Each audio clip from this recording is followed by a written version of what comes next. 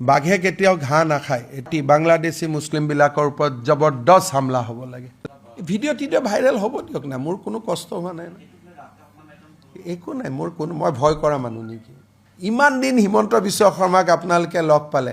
মোক মাতং সিঙে ভয় খুৱালে জয়ন্ত বৰুৱা কোনোবা অসমীয়াৰ সাহ আছে নেকি জয়ন্ত বৰুৱাক ধৰিবৰ কাৰণে মাতং সিঙে ভয় খুৱালে জয়ন্ত বৰুৱাই ভয় খুৱালে মই ভয় খাওঁ নেকি ক'বা ভিডিঅ' আৰু কেছ লৈ হিমন্ত বিশ্ব শৰ্মাই ভয় খায় নেকি এইটো আপোনালোকে নাভাবিব জীৱনতে নাভাবিব বাঘে কেতিয়াও ঘাঁহ নাখায় এইটো ধৰি ল'ব কেছক আৰু মই ভয় কৰোঁ নেকি এইবিলাক কি কথা কয় ইমান দিনে ৰাতিয়ে কাম কৰি থাকোঁ আৰু কেছক ভয় কৰিবৰ কাৰণে কৰোঁ নেকি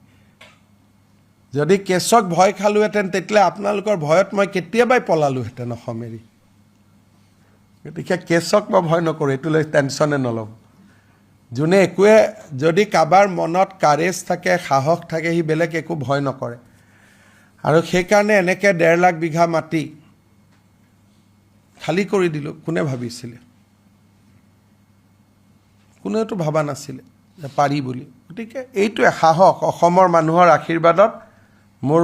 দেহত বহুত সাহস হৈ গ'ল অসমীয়া মানুহে সাহস দিছে যে এই পাৰ্টি বাংলাদেশী মুছলিমবিলাকৰ ওপৰত জবৰদস্ত হামলা হ'ব লাগে ভিডিঅ' টিডিঅ' ভাইৰেল হ'ব দিয়ক না মোৰ কোনো কষ্ট হোৱা নাই একো নাই মোৰ কোনো মই ভয় কৰা মানুহ নেকি ইমান দিন হিমন্ত বিশ্ব শৰ্মাক আপোনালোকে লগ পালে মোক মাতং সিঙে ভয় খুৱালে জয়ন্ত বৰুৱা কোনোবা অসমীয়াৰ সাহ আছে নেকি জয়ন্ত বৰুৱাক ধৰিবৰ কাৰণে মাতং সিঙে ভয় খুৱালে জয়ন্ত বৰুৱাই ভয় খুৱালে মই ভয় খাওঁ নেকি ক'বা ভিডিঅ' আৰু কেছ লৈ হিমন্ত বিশ্ব শৰ্মাই ভয় খায় নেকি এইটো আপোনালোকে নাভাবিব জীৱনতে নাভাবিব বাঘে কেতিয়াও ঘাঁহ নাখায় এইটো ধৰি ল'ব